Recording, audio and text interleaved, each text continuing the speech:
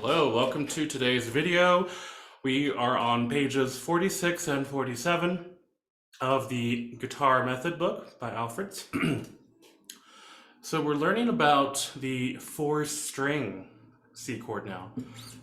Originally, we've only been playing with 3 strings, G, B, and then of course the E string there. But now we're going to add another note.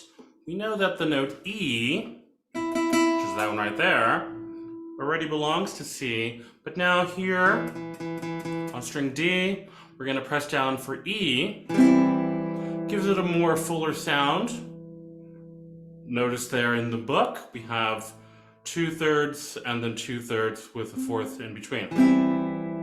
And that's what we're going to be working on there. That's going to be featured later in the piece When the Saints Go Marching In. We also are learning about the tie. As we know from our flashcards, tie means to hold one note for the combined value of both notes.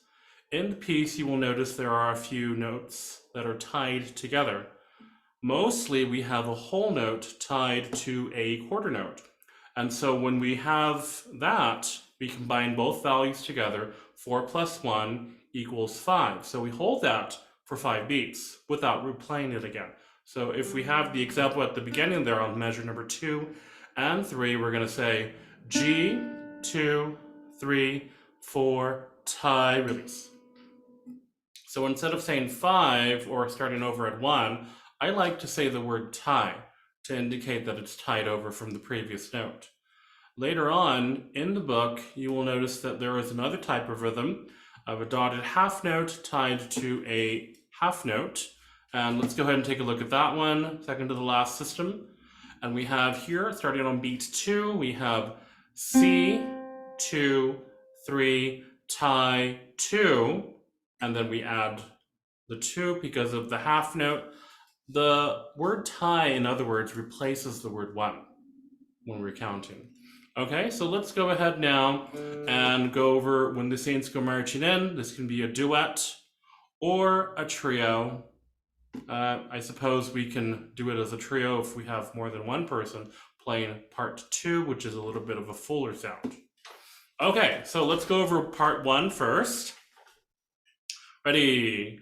We start on beat number 2 because we have a pickup. The cutoff or the one beat there is at the end of the piece. So remember, just one beat there. Let's go ahead and play and say, ready? Starting with string G there. Here we go. Counting 1. G, B, C. Here comes our first tie. D, 2, 3, 4, tie. G, B, C, D. Notice that I'm doing non-legato. 2, 3, 4, tie. D, B, C, D, 2, B, 2, G, 2, B, 2, A. Here's comes another tie. 3, 4, tie. B, B, A, G, 2, 3, G, B, 2, D. Here comes the next tie. D, C, 2, 3, tie, 2, left. B, C, D, 2, B, 2, G, 2, A, 2, G, 2, 3, 4, 4-string, G. And that's just a quarter note at the end. Remember, one beat only, 1, and then mute. Okay, that's the melody. Part 2 is a little bit more difficult. So let's go ahead and take a look at these notes very slowly. Ready? Starting on the first full measure, which kind of looks like the second measure there. There was a quarter rest. We're going to say rest. G, starting there, finger 3. G, B, C, D. Make sure that you non-legato. So maybe using the left hand fingers to simply release the tension and to hold, or to allow the string to be muted with the left hand. Or if you want, you can also use the pick. It's up to you. G, B, C, D. 3 chord string 3 of G, C chord 3, and then we have a 4 string G. Now for this one here, on the second system, we have the 4 string G, and then immediately we come way down here to first string E here, and that's a really big jump. So perhaps we can play this 4 string G with finger number 4 instead, allowing finger 3 to be ready to come down here to string E. So let's try that out. Yeah, that seems better. And then here come here, B, B, D, G, B. And notice that we're simply moving up the strings from that first B note there. B, D, G, B, 3 string G, and then G, just a 5th there.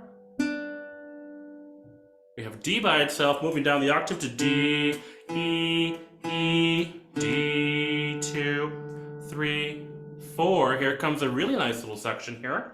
So we're gonna say G, 5th, 5th, G, B, D, not a 5th, that's a 6th. 6, and then back to G, G, moving down by a whole step. And then we have here, very difficult, we have G and B, make sure not to strike E there. And then E, F, E. Here comes our first instance of the 4 string C chord. And so after playing E, strike it again with the rest of them. 3, 4, back to E by itself. 1, 2, 3, 4, let it go for D, 3 string G again. 3, 4. Now here's a little section that's quite interesting. Not my favorite type of chords, but for the purposes of our book and what we've learned so far, this is what we're going to play. Think of it as an example of reading notes exactly as it says. So we have here the 4 string E chord, 2, but then we have this interval D, A, D, D, A, D. That's a open 5th kind of chord there. If you want to bring down finger number 4 so as not to strike E, and you can just get those 3 strings, or if you're really careful, simply strike the 3 there, and then we have our 4 string G chord. E, D, B, G. And then remember, 1 beat for that last G quarter note. Okay, so let's go ahead and practice this one part at a time. I would very much encourage you to practice the part 2, most especially that one, with the metronome, because that one's going to be very, very difficult, especially with these interesting chords. If you become a little bit more comfortable and advanced, I want to give you a little variation on the 3rd to the last measure. So if you look on the last system, and it says we have this 4 string C chord. So we have 1, 2, 3, 4. Now it says in the chord symbol D7, and I know it says to do this, which is just these 3. But if you know D7, you can simply go from here and play the actual D7 chord, and then just slide it over for G. And that's a lot easier in my opinion. But for now, while learning, just read what the ink says. Okay, well, let's go ahead and practice that, and we will play it together at your next lesson. Bye-bye.